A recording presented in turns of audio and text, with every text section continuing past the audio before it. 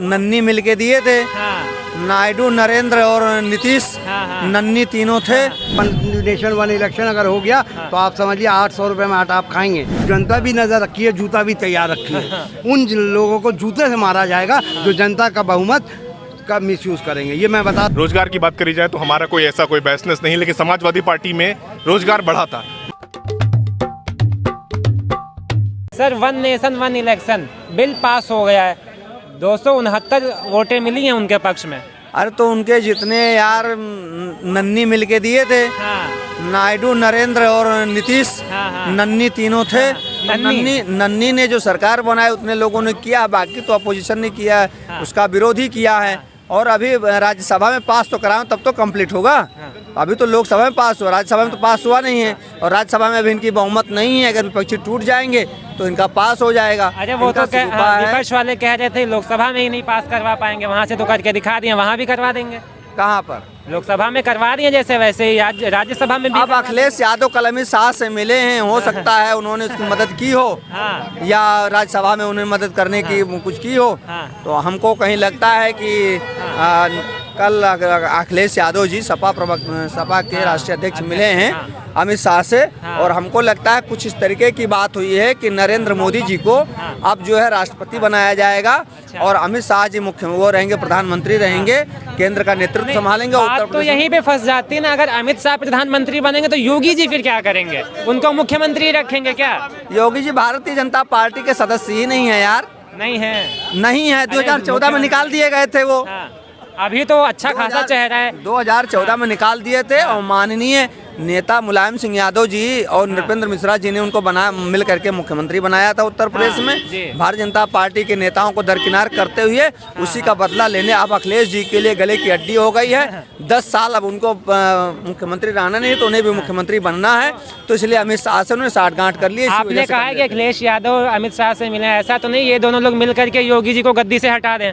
यही खेल होगा, यही खेल होने वाला है। यही खेल होगा। 27 में अखिलेश यादव मुख्यमंत्री यहाँ पर रहेंगे और योगी आदित्यनाथ नहीं रहेंगे। हो सकता है कि जनवरी में ही योगी आदित्यनाथ विदाई ले लें। आपका शुक्रिया सर। अभी one nation one election bill pass हो गया है, कैसे देखते हैं? राज्यसभा में पास नहीं हुआ है, राज्यसभा में लोकसभा से पास हो गया। राज्यसभा में बहुत कम सांसद है इनके।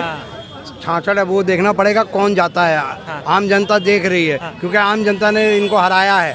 आम जनता ने इतना बुरी तरीके से इनको पीटा था क्योंकि महंगाई, बेरोजगारी और जो फीस बढ़ रहा है, नकली दवा बढ़ रहा है, महिलाओं पर अत्याचार बढ़ रहा है, इसके लिए इनको हराया था।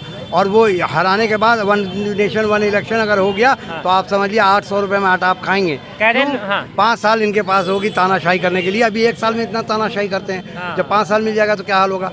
तो इसमें 5 बिल को संशोधन भी करना पड़ेगा और दो तिहाई बहुमत चाहिए। वो इम्पॉसिबल लग रहा है राज्यसभा में। पर अगर जो ये पैसा लेके अगर इधर उधर आए तो जनता भी नजर रखिए, जूता भी तैयार रखिए। उन लोगों को जूते से मारा जाएगा जो जनता का बहुमत का मिसयूज करेंगे, ये मैं बता दे रहा हूँ आपको। बड़ी बात जनता निकल के रास्ते में जूते से मारेगी, जूते से इनको माला पहनाएगी क्योंकि जनता ने तुमको जिताया है। तुम अगर बिक गए तो तुम्हारी ऐसी तैसी कर देगी जनता।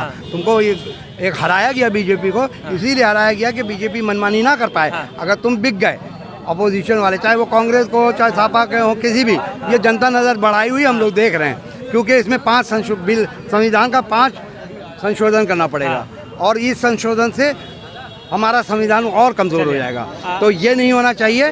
और ये होगा कैसे? आप एक इलेक्शन तो आप कराते हो 2 महीने में और आप ये अलग कैसे करा लोगे? आप बोल रहे हो टाइम लगेगा, पैसा। अरे पैसा इसमें ज़्यादा लगेगा।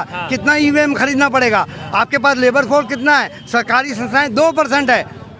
सरकारी संस्था 2%, कहाँ से लाओगे? कहाँ से इतने वर्क फोर्स लाओगे तुम पूरे देश में चलाने के लिए? तुम एक जब चलाते हो सिर्फ केंद्र का तो नहीं कर पा रहे हो तो पूरा इंडिया का कैसे कराओगे? ये पहले बताओ, क्या स्कीम है? कितना ईवीएम खरीदोगे? कहाँ से खरीदोगे? कहाँ से पैसा आएगा? कौन देगा? ये जनता जानने चाहती है। ये हो नहीं पाएगा, ये सिर्फ शेख छल्ली के हसीन सपने हैं। अगर हो गया तो कौन बिका है, इस पर जनता की नज़र रहेगी और जनता देखेगी। उनके माला तैयार है जूतों का, उनको पहनाएगी। जय हिंद, जय भारत। जनता का जो जूता है वो तैयार है, आप कैसे देखते हैं वन नेशन वन इलेक्शन पे? न जूता कहीं जा रहा है, न सरकारें कहीं जा रही है। मुद्दा सिर्फ रोजगार का है। आपका शुभ नाम? मेरा शुभ नाम उपदेश सिंह चौहान और मेरा पैतृक गांव रायबरेली है। जहाँ कहते हैं सोनिया गांधी का गढ़ है, हाँ। लेकिन रायबरेली का आम बेरोजगार अभी वहाँ तो पे राहुल गांधी जीते हैं वहाँ। कोई भी हो, मैं पूछना चाहता हूँ, जवाहरलाल नेहरू से लेकर राहुल गांधी तक क्या किसी सांसद ने tell to tell, face to face हमारे प्रधानमंत्री के साथ मिलकर हमारे रायबरेली के बारे में नहीं सोचा कि रायबरेली का क्या होगा?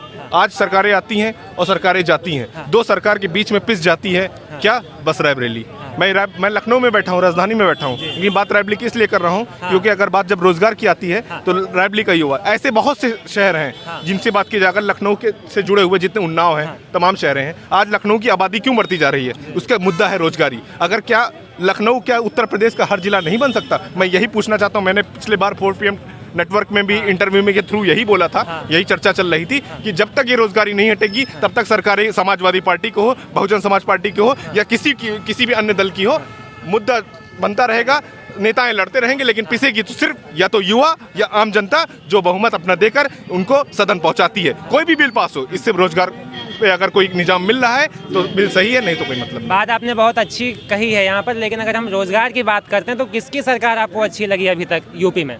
रोजगार की बात करी जाए तो हमारा कोई ऐसा कोई बिजनेस नहीं, लेकिन समाजवादी पार्टी में रोजगार बढ़ा था। मैं ना भाजपा का आदमी हूँ ना मैं समाजवादी पार्टी का आदमी हूँ, लेकिन समाजवादी के दौरान रोजगार था, लोग कार्य करते थे, तमाम योजनाएं थी जिसके थ्रू कार्य होता था, चाहे वो तमाम योजनाएं रही हों। क्या वजह है कि अखिलेश यादव इतने सारे काम बता देते हैं कि 5 साल में हमने इंफ्रास्ट्रक्चर को इतना बेहतर किया है, यूपी पुलिस में इतना कुछ किया था, हमने पार्क बनवाया, स्टेडियम बनवाया, लेकिन उसके बाद में भी वो जीत क्यों नहीं पाए चुनाव?